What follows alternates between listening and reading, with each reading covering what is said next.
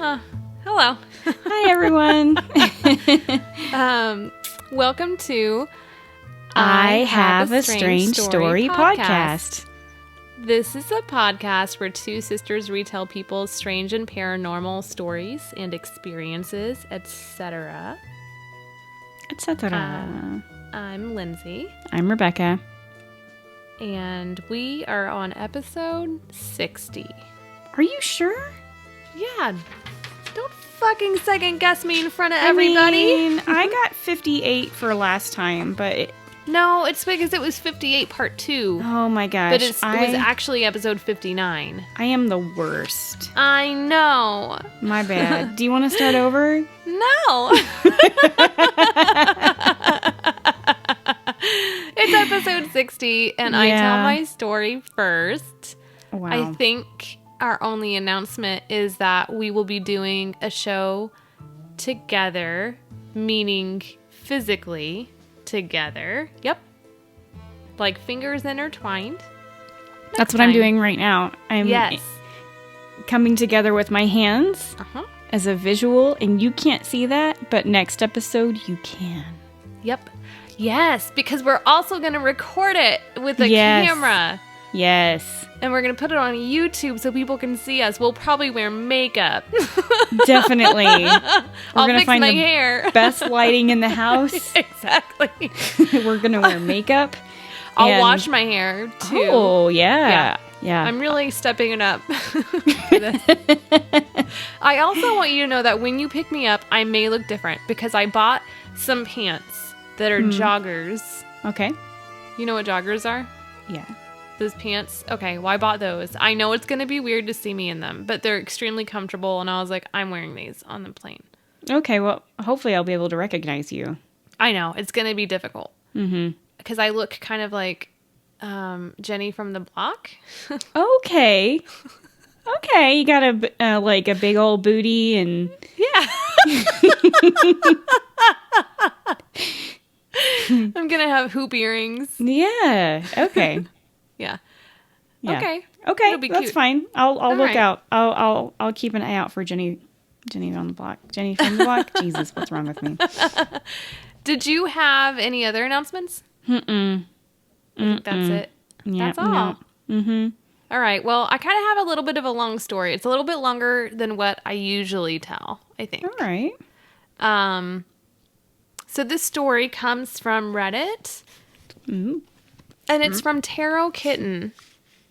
Oh my God, that is adorable. Isn't it the cutest name you've ever heard? I love heard? that name. I always pick the not the stupidest, but it's just always my cat's name.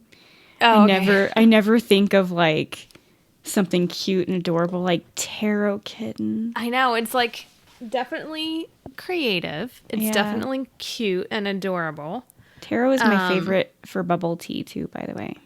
Aw. Mm-hmm. I've never had bubble tea. Those bubbles don't pop in your stomach. Okay. So Tarot Kitten is telling this story of whenever she was a teenager. So this occurred in like the mid-'80s. There weren't any cell phones. There was, not internet for those youngsters listening. Can you believe it? Jeez. That stuff didn't exist. We didn't have our own phones. We didn't have the internet. We had to go outside and play. I mean, in the mid-'80s, we were pretty young, but...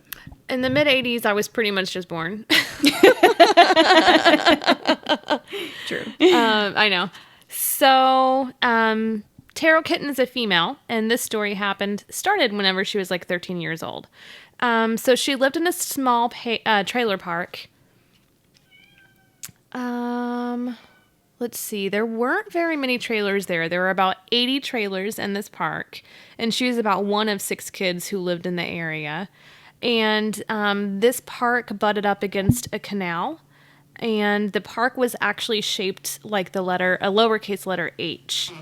So she did have a couple friends who lived there, and one of her friends, his name was Jeff. He lived behind them, and then there was Melissa who lived at the end of the park straight in front of her. So one day, Tarot Kitten and Jeff, they're the same age, and they decided to go on an adventure together. So there was this red trailer at the top of the letter H that had an opening in the fence that they would crawl through to get over to the canal. So while they were there, there was that double wide trailer, the red one, that nobody lived there. There was an old woman who lived next door, and she told them that it belonged to a man who he lived off site. So this is in California, by the way. Okay. So he didn't live there. He just owned it.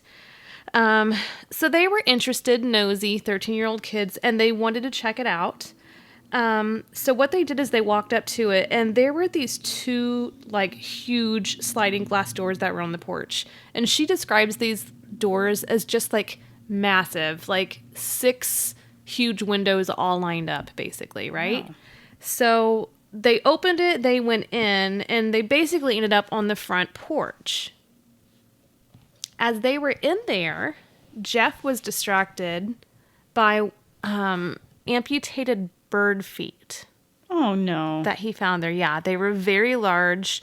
She explains that they were almost like predator-type bird feet. I mean, they weren't like chickens. They were huge. Yeah. So they're just on the front porch, and they decide the front door is unlocked. So they're just going to walk. Ooh, did you see my... My microphone almost completely fell. It could have chipped my beautiful teeth. Bad news bears. Okay. So they just walked in the front of the trailer and through the front door. So describing it, she said it appeared very nice inside. So nobody lived there. But it had basically like brand new furniture. It looked like somebody had been there and they were going to come back any minute. The fridge was fully stocked. There was power, water, electricity, but allegedly nobody had been there for 5 years. Huh. So they decided to go check out some of the rooms, and they decided to go to the back room of the trailer, which is interesting because the doors that they walked by, or the bedrooms they walked by, they appeared nice, nice furniture and everything, but they chose to go to one of the very back rooms. So let's see here. I lost my spot. Okay, so this back room that they went into, this was a really fucking creepy room. It looked like she described it was something out of a new age horror film or like a porn film. I know, but I don't know what new age porn means, but I guess it's gross. I didn't look it up, but that sounds bad. But she said there was a ratty, disgusting mattress on the floor. And then scattered all over the floor were like hundreds of Polaroids. Oh my God, no. I don't like this story. I know. So there was also in that room, there was a cutout doorway that led into a windowless pitch black room. So they're in one room, there's a doorway cutout that leads into basically this dark abyss, I guess. So they're in there. Jeff was actually there was a dresser. He was looking through the dresser, and she was facing that cutout. And she was really interested in what those pictures were of. So she went to pick up the Polaroids. She started to look through them. And it appeared as if the pictures were taken in that room on that mattress. And in her opinion, it looked like the pictures were capturing a dead girl. And the dead girl was probably about 16 is what she's expecting. She's a very young person depicted in the pictures. She said that, she's young, she's 13, and it took her a while for this to like compute what in the world that she was seeing in these pictures. Once she realized what it was, she screamed, and she said that she just dropped the picture like it was on fire, like it had burned her hand. She turned to Jeff. Remember, they're facing different directions, but she turned to look at him, and he, of course, is looking at her. And then they heard what was one of the most hideous, evil laughs that they had ever heard in their entire lives. They're frozen. She's staring at him still. And then out of that black cutout, the black, like, to the abyss of a room with no windows and it's completely dark, a huge hand reached out of it and it was reaching for Jeff's head. So she screamed, she pushed Jeff, and they ran the hell out of that trailer. They leaped out the front door. The old lady next door was there. She scolded them. and they both just fucking ran to their own trailers. They split up, they ran home, shut their doors. She didn't tell anybody about it. She's terrified. She didn't want to tell her mother or her stepfather. So a few days later, she kind of got up the courage to go talk to Jeff about what they had seen, to talk about what it was. So she went down by to where he lived, and he was gone. Oh, no. The trailer was empty. There were no cars there.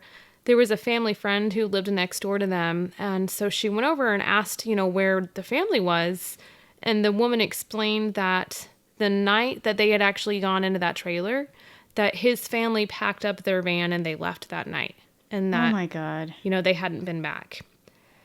So, what's weird is about 2 weeks later, nobody remembered Jeff or his family except for her, even though her mother had met Jeff, even though that neighbor had spoken about Jeff and his family. Nobody really remembered him. And she did try to tell people about those pictures that she'd seen, but she said that nobody really believed her. Oh. Okay, so now she's 14 years old. She's still living in this trailer park. But she's with her other friend, Melissa, who lives in the trailer park too. And they would have to pass that trailer, that red trailer, to get to their friend's house. So finally, she told her friend Melissa and Melissa's sister about the trailer. They both said they wanted to go. And for whatever reason, she agrees that she wants to go, but she says she will not go past the living room. So they all go. They enter, and there's another bedroom that's right next to the living room, and this is where they decide to go look in. It had a queen-size waterbed in there, and her friend leaned over, and she touched the waterbed, and it was warm. And for those of you who don't really know, we grew up with waterbeds, which I think is really weird. I don't know why the fuck there were so many waterbeds in our house. But, there were, right? We had waterbeds. Mom and Dad had a waterbed. Mm-hmm. I was 3 years old, and I remember having the waterbed. It was the thing to do. It was. But the thing is that you have a heater that keeps the water that you're, sleeping on warm. Otherwise, it's fucking awful. It's like you're sleeping on a cement slab that's just so fucking chilly and cold. Yeah. So the heater was clearly on. Additionally, there were some lamps that were on, and there was a Confederate flag that was hanging on the wall. And once they felt that the waterbed was warm, they booked it because, again, this is supposed to be abandoned. Nobody's supposed to be living there. So they're a little freaked out. Okay. So then she's 15 years old. She went over to Melissa's. She didn't intend on staying there all day. They're just hanging out. But then all of a sudden it's dark. She's scared to walk home. There's not any street lamps like there are now. There would only be one that would light up her path to go home.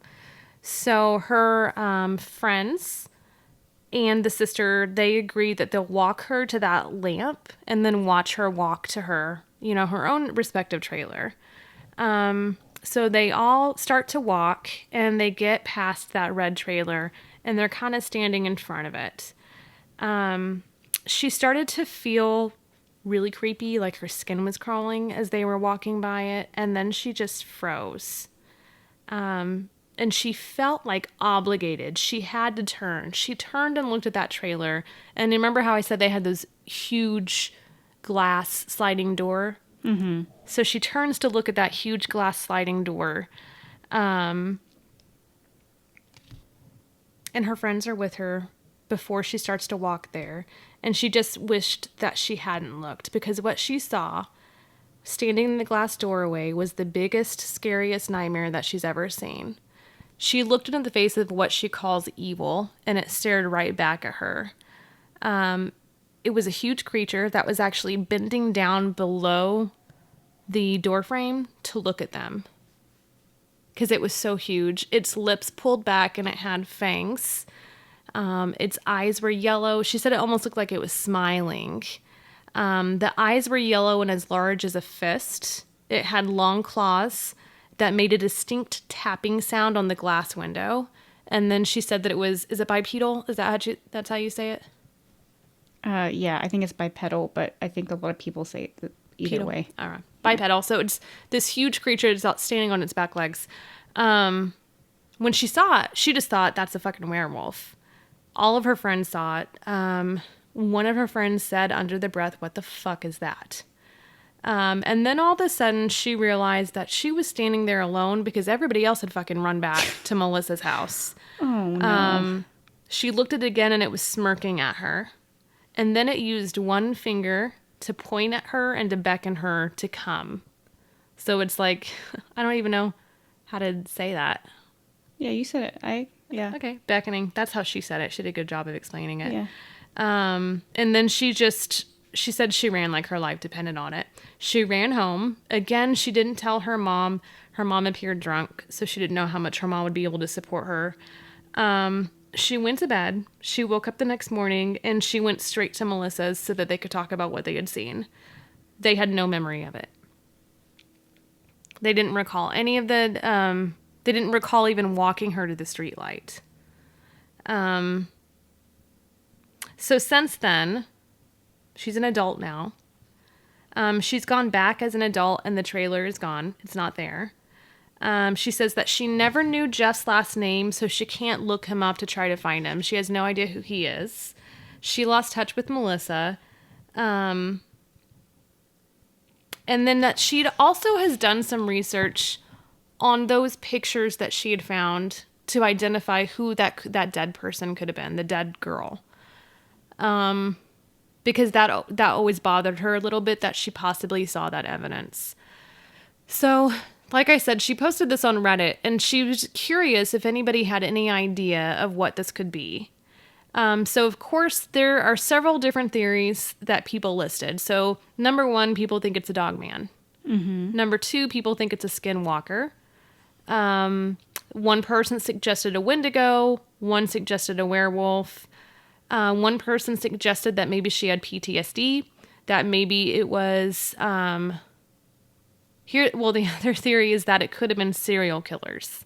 Uh-huh. So there were 2 serial killers who killed people around this area during this time. Oh, goddamn. She references where it is in California, but this was close to one of the places. So it was 2 men, Charles Ng and Leonard Lake were their names. Mm-hmm. But they raped and murdered numerous people. They killed about 11 to 25 people. Leonard Lake killed himself whenever they first arrested him, so he never went to trial. We don't know the whole story. But Charles Ng did not kill himself, and he actually would have gotten away if he had been so obsessed with stealing. And that's what got them caught the first time, and that's why Leonard got arrested, was because Charles kept stealing things. But Charles is British descent, but he's from Hong Kong. And he went to the University of Notre Dame. So I think he's a pretty smart man. But he and Leonard had built a dungeon where they would torture people. They would kill the men immediately, but they would torture the women. They would record it. They're pretty notorious, pretty fucking awful. And I think from what I understood, Charles is still alive. He was on death row, but I don't think he's been put to death yet. But he claims that he was trying to please Leonard, and that's why he did everything. But there's videos of him actively participating and saying awful things to the women that they killed. So it's suggested that maybe that was another one of their dungeons where they had murdered and assaulted that woman. And that possibly there's the possibility that she replaced memories of these people with a dog man. I mean, sometimes our memories do those types of things, like to protect ourselves. We don't know. But so there's all these different theories about what it could be. One person did suggest that it could be a dog man because the long nails and the tapping on glass, they said, kind of goes hand in hand with dogmen, that they've heard of that before. The person who suggested a skinwalker, Tarot Kitten could see that happening because she actually has Native American descent. Her grandfather was Native American. So she thought that could make sense. She's really open to any suggestion or theory about what it could have been that she had seen. but she's really just trying to figure it out. I mean, I think Dogman, but then I also say, why the fuck would a Dogman be in a trailer? I mean, and so I think that's why some people say skinwalker. Yeah. Yeah. And I can see that too. That makes sense because it'd be a person, transforming into that creature. I've never heard of dogmen like living inside. I haven't either. In fact, I feel like a lot of the sightings for skinwalkers and for dogmen are outside, that they live outside. Yeah. And it's hard to say, like, are they called dogmen because they are part human, or is it because they are, like, they look like humans, but with a dog face? You know what I mean? So, like, are they humans that can live somewhere that would go live and make dinner and order a waterbed? Or, or are they animals that just look like people that live in the wild? Yeah. It's hard to say. I guess it could go either way. I mean, I'm going to roll out Wendigo for sure. Mm-hmm. I don't think that's what it is. Okay. There's no part of the story really speaks to Wendigos, in my opinion. Yeah, because they do lure, but yeah, they didn't do any luring here. Yeah, they try to, but not the luring that you would expect of a Wendigo. Exactly. Yeah, because Wendigo's going to use trickery, and they call. Yeah. And so I'm going to go ahead and tell Tarotkin it's not a Wendigo, and I'm an expert here. Ooh, that's what I want to get a tattoo of. I want to get a tattoo of a Wendigo. Okay. I know. You said that already. I know. Well, I haven't said it in the show yet. Yeah. What? Okay. Okay. So, I don't know. One of the things that also makes me think that it could have been a serial killer, and possibly because of the trauma, she replaced the memory of the man that she may have seen with something else that was more scarier. Because it makes me also think of like American Psycho, like rich men who have like a beautiful trailer and all this amazing furniture and water beds, and then they have a torture chamber in the back to murder and torture people. Yeah. So I can see that theory. That makes a lot of sense to me, and that she possibly replaced it with memories of something like a dogman.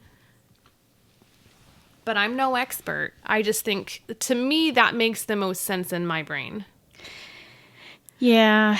It reminds me of American Psycho.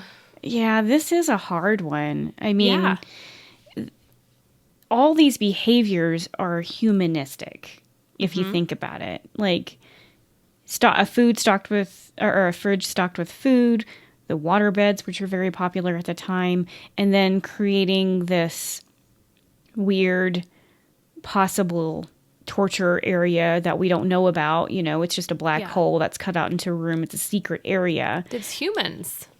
With photographs. Yeah. And to me, I feel like if you're going to get your hands on that kind of stuff, you need to be a human being, especially in the 80s. You don't order this shit. Right. You go somewhere and you buy it and you take it with you. I mean, the thing about skinwalkers is that they can switch between, and they do horrendous things to continue to be skinwalkers. They kill people and shit. And dogmen and werewolves are predators. Mm-hmm. And so there would be more chasing. I mean, I would think they would have chased her. They would have chased her down, and it wouldn't have been a beckoning to try to get her to come. Right. There's too much human in it. So I think so. Kind of like, are you going down the road of you think it was a skinwalker, if anything? I'm actually going down the road to think that this was a human, that these were people. Like, especially now that you've talked about those serial killers being around and shit, and it's deemed as abandoned. Yeah. But the thing is nobody sees them going in and out, probably because they sneak in and out of there, and that's where they do all their terrible shit. Well, and those two serial killers, Leonard Lake had murdered his brother and a few other people and taken all their money. And that was one way that he was able to build one of the dungeons that they had. But if he had all this money, they could have used the money to fund something like that. Mm-hmm. And like I said, Leonard Lake killed himself. So we don't know the whole story. All we had was Charles' side of the story. And, he's a fucking nut job. Yeah. I mean, these two serial killers and what I don't want to go into a lot of detail about that picture and what she saw. It was pretty horrendous, Yeah. whatever happened to this young woman that was in the picture. Or Yeah. I should say young child. She's not a woman. Sorry, I hate it God. when people do that. I hate it when people it happens a lot with young girls. They call them underage women instead of calling them children. They are children. Yeah. So anyways, what happened to this young girl is what I should have said. But Charles and Leonard, as a part of their toll of the people they had killed, they actually murdered 2 infants. Oh, man. They're very sick fucking men. I mean, the infants aren't going to tell on you. Yeah. Yeah, these are very sick men. It was kind of weird for me to read about them because usually I deal okay with it, but with them, they're pretty horrendous It's wrong, and stuff yeah. that they did. Oh yeah. I mean, she describes seeing, what in the window as pure evil. Yes. And, I don't know if a dog man is pure evil, if it's just a creature that lives its life and chases down a car and scares you and is territorial. Yeah. To me, it sounds more like an animalistic kind of thing. I know. The beckoning for you to come, I don't know. That just sounds so human. Like if these people were that crazy, they may have just emitted this aura or this, something that, how you can look at somebody and be like, I'm not going to like you. And with her, sorry, go ahead. no, it's okay. But it's just like with her, she sees that this thing is evil and maybe her mind is like trying to protect her to be like, yeah, that's a fucking werewolf or whatever. Yes. Don't go in there. That's my theory. It's like Twin Peaks. I know that you never really watched Twin Peaks or got into it. Yeah, I've totally watched Twin Did you? Peaks. Okay. Yeah. But it's the whole thing. Like, it's, spoiler alert. No, if you haven't fucking seen it, like, I don't know what to tell you. It's been a long time, my friends. Like, just turn it down because I'm about to say something. Like, just like in Twin Peaks, the murderer and the abuser was her dad. Mm-hmm. But she had replaced the memories of him with the man that had the long hair and was really creepy, right? So yeah. It's the same thing. That's how she was protecting herself from who her abuser was. Right. That's so interesting. I know. And actually, I don't think anybody suggested that her mind was replacing what she saw with something else. Mm-hmm. I think that I think that's an original suggestion from me, but it was somebody else who suggested that it was the serial killers. Okay. Wow. That story is very hard to stomach. Like, I feel nauseous right now. Oh man, I'm sorry. No, it's okay. It's really good. I'm so glad that nothing happened to her. And I wonder if, her friend Jeff, if everybody was like, yeah, we don't know who you're talking about or whatever. I kind of wonder if they went into witness protection. I know. I kind of thought the same thing. What happened to Jeff? Yeah. It's all very interesting, but so this, like I said, it's from Reddit. It's Tarot Kitten. If you have any ideas or suggestions, let her know or let us know, and I'm happy to pass them on to her. She was excited about her story being read. Yeah. I was like, you should because we're a really big deal. Then I was like, just kidding. Our friends and family listen to it, so we appreciate y'all. Yeah. So anyways, whenever mom and dad hears this, ask them if they have any suggestions. I will. Dad may be able to have some more insight on the psychology behind the mind replacing what you've seen. Yeah, that's true. Anyways, thank you, Tarot Kitten. Yeah, that was an amazing story. Now I have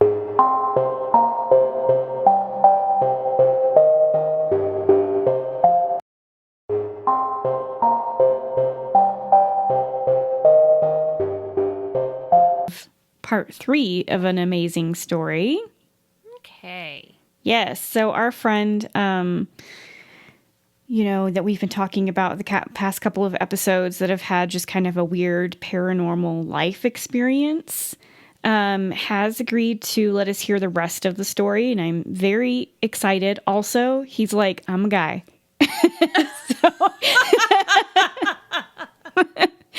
So That's a common mistake. I don't think people know how difficult it is to like discern like gender when we're reading stories. yeah, and I Unless don't. you say something about Yeah.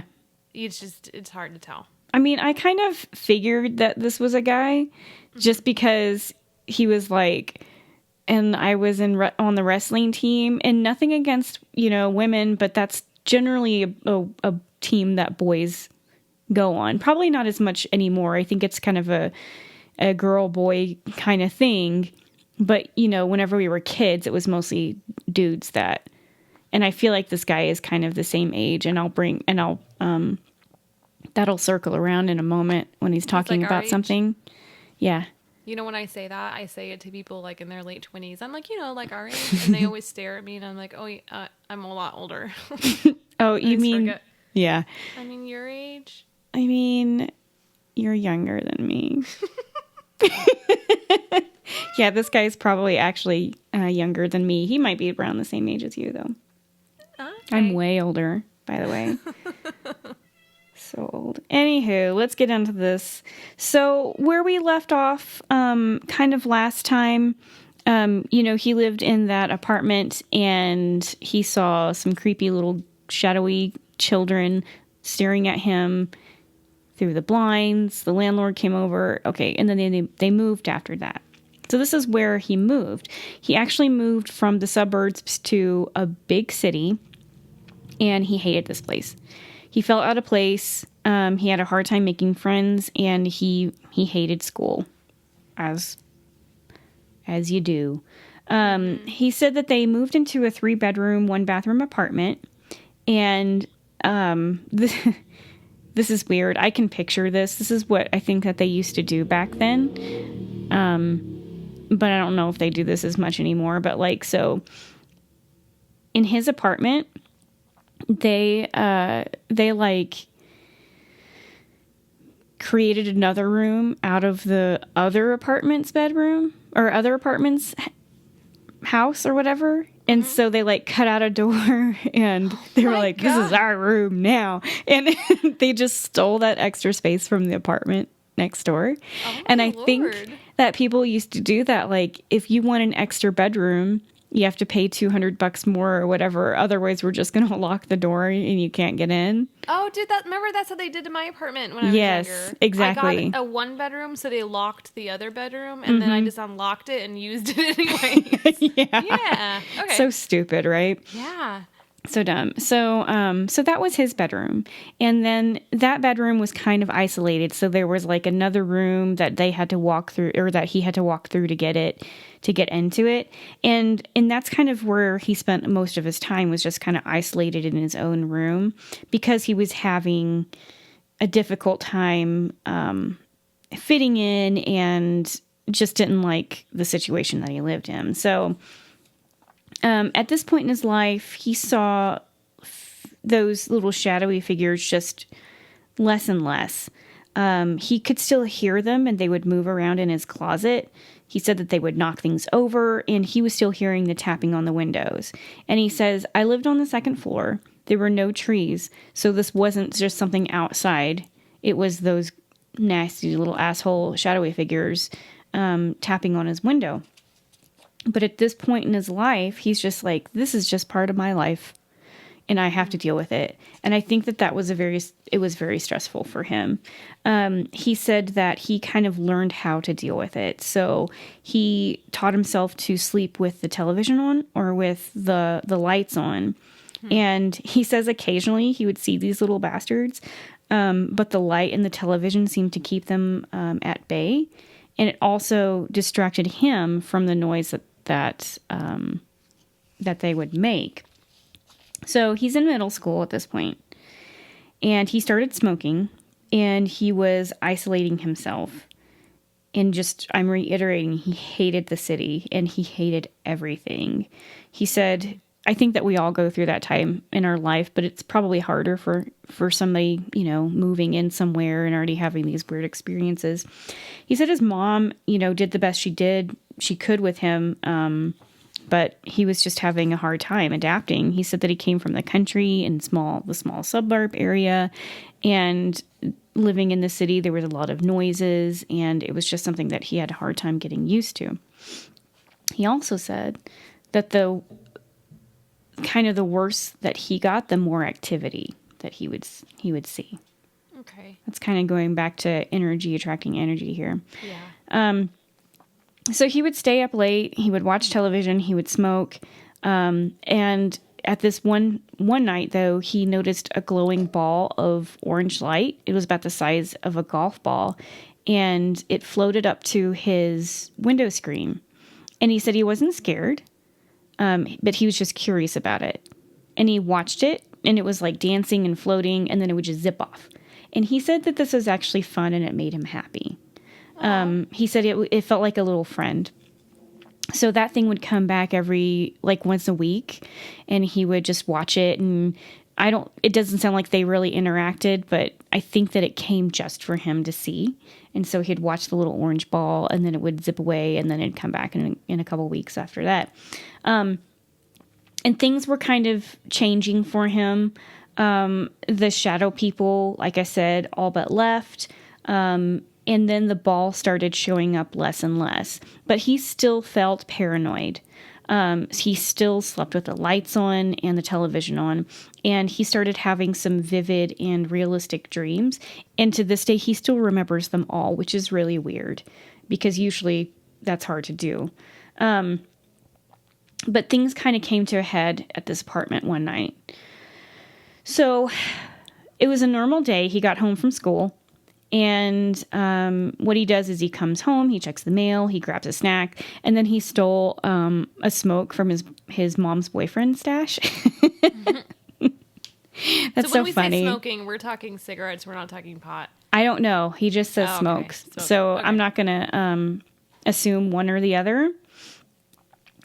So he goes to his bedroom and he closes the door, and that's kind of what he does. And all of his shit's on the floor. He says that he never likes to go into his closet. He just has had this weird thing about his closet. He didn't really know why. So he throws his jacket and his bag on the floor, and everything's on his bed and his dresser. Here's how we know how old he is. Okay. So he is listening to the radio, and he's trying to make a mixed tape, and he's waiting for one song to come on. He wants to hear, I know, he wants to hear Kryptonite by Three Doors Down. Oh, and this is what he mentions. He mentions it's 20 years old. Kryptonite is almost 20 years old. And I'm like, God damn it. Yeah, that's weird, right? It's so weird. Yeah, I hate to imagine that. I know. Like, people aren't supposed to get old, right? Especially me. I bet nobody else knows that song besides people our age. Yeah. People are like, what the fuck is that? I know. I'll tell you what it is. It was a really bad song. But we loved it. Yeah. So he's listening to the radio, he's trying to find the song, and he decides that he is going to put on the Star Wars trilogy that his mom got him for Christmas. And I just thought I'd mention this right now, that Lindsay's a big Star Wars fan, so she probably appreciates that. I do. It's it's a Christmas sweater with, what is that, an AT-AT and an AT-AT. Yeah, the two AT-ATs. And what's the other guy in the middle? What is that thing called? Well, it's the Death Star, and then below that is a bunch of Yodas. No, that's not the Death Star. Yes, it is. That thing has wings. What are you talking? Oh, the thing between them. I thought you meant in the middle of my shirt. Oh no, I can't see it that far. I just see. Oh, okay. What's some it kind called? of fighter the space thing. Yeah, the fighter. Yeah. Yeah. That's how it goes. Pichoo! Yeah. So anyways, just shout out to the Star Wars fans. Lindsay and this guy, not me. Okay. So he does this so that he could fall asleep at night, and it kind of became like a ritual. So he'd put the movie on, he'd fall asleep, and then he would wake up because it was quiet, and he fucking hated the quiet. So he'd get up, he'd put on another movie, and this is just how he slept. So at the end of the night, he lit one last smoke and laid down, and he just noticed how oddly quiet it was. He said he doesn't remember his mom coming home, and he gets up to change the movie. It's around 2 a.m. And he's sitting up and he's kind of crawling to his VCR or DVD player. I don't know what it was. And he hears the closet door creak and it opens and he just freezes. And he hears the creak again and he gets back in bed and he gets under the covers. He doesn't put his head under the covers is what it sounds like, but he gets under the covers. And he tries to turn on the lamp and his lamp won't turn on. So at this point, he's really scared. And he knows that these shadowy figures that he usually sees aren't big enough to open the door. And the door is heavy. He says that he even has a hard time opening it. But all of a sudden, the door swings open, but there's nothing inside. And of course, he's fucking freaked out at this moment. And then the lamplight turns on. Good Lord. I know. He says that in the closet is a large black figure staring at him. And he can't move. He can't scream. And this thing is coming at him from the closet. And it's not making any noise. It's not breathing. It's just coming towards him. He says it's about 4 feet tall. And all of a sudden, his ears start to ring. And he just passes out. He says that he's forgotten about this memory. And it's something that has recently come up. But he's always felt a paranoia about the closet. He says that he eventually just started stuffing his closet full of stuff. And he never really knew why he did this until this memory kind of popped up. He says after that happened, nothing else occurred in that house. He says that the orange ball never came back. He never saw the figures again. And they moved to another house that was just down the street. He said after this, though, his dreams got even more vivid and things started to escalate again. And it sounds like the next story we're going to hear about what he figured out is going on, why this is happening to him, because that's where it leads off. And I'm so excited. Oh my. I know. Okay, so interesting because I had trouble sleeping and I was always scared at night too. Yeah. I'm sure everyone does this. So I always slept with some type of light on or with the TV on. And even till today, I go to sleep with the TV on. Oh, really? Because I'm scared. Oh. What was that noise? What noise? Sounded like you were banging something. Oh, yeah. I was going to look up something about orbs. Oh. Yeah. Because he saw what I feel like is an orange orb. I'm not 100% sure if that is. And I feel like you might understand how I feel about orbs. That, like, I feel like the majority of time that people see them, they see them through a camera lens. And they are, they're like just dust.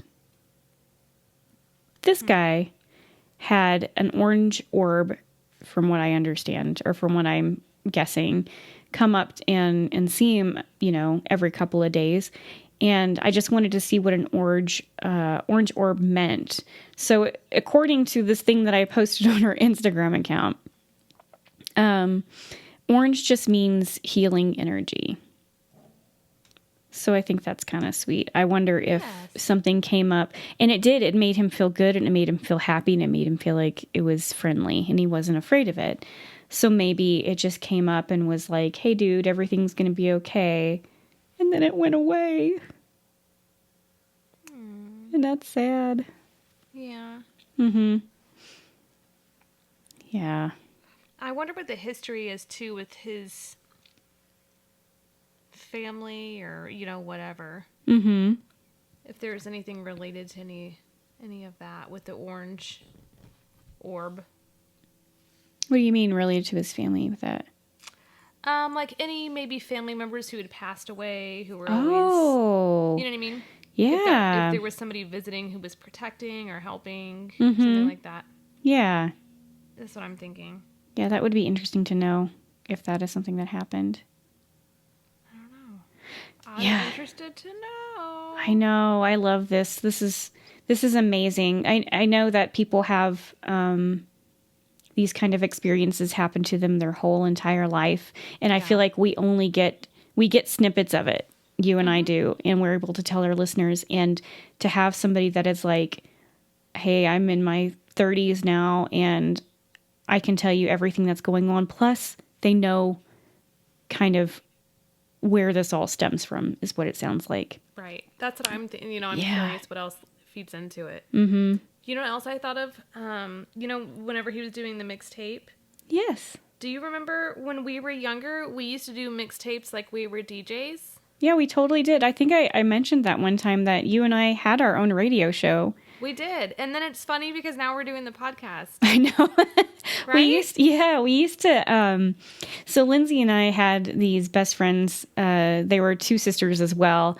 And we grew up with them. And then Lindsay and I moved, and how we would stay in touch besides writing letters and calling and shit is we decided to send each other tapes, and we would have like a radio show, and we were radio personalities. Yeah. And we would even do commercials, would play songs for each other.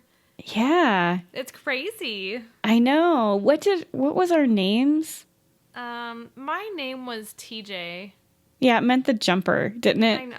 Yeah. Yeah. I guess I used to jump a lot as a kid. I don't know. It doesn't make any sense. Because What I'd was be my like, my name? name's TJ. It stands for the jumper. Yeah, we were badass. Yeah. Mm-hmm. I don't remember what your name was. I don't know either. Was it like Bobo or something stupid like that? It was. Or Yeah. was it Bubba? It was not Bubba. I thought it was because I called you Bubba when I was Maybe little. I don't know. Maybe it was. I don't know. Bubba? Anyways, so stupid. I think I hated you for that. Yeah. So mixtapes. Did you hear my cat? We had a different cat join. That's I know. clearly not my Wilson. That That's a is different one. the call of an aged cat. His name is Jet. He's black. Anyways, yeah, I think I'm looking forward to our next show. I'm looking forward to telling the rest of the story, and it sounds like either one or two sections are left. Still not going to speculate about what's going on because I thought that I had this, nailed down. After the first part, and now I don't know. Yeah.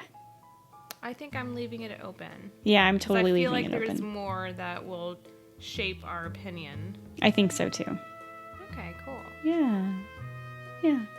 Well, Well. we will be together in a few days. In just a few days. Yeah, it's not very far away. Yeah, I can't wait.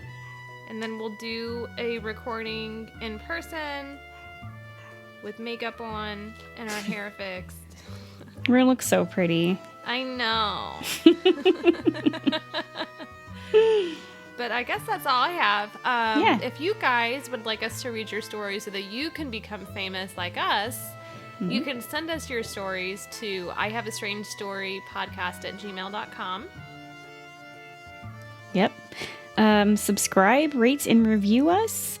If you rate or review us, please send us a snapshot of that to our email address with your physical mailing address, and we will mail you some stickers.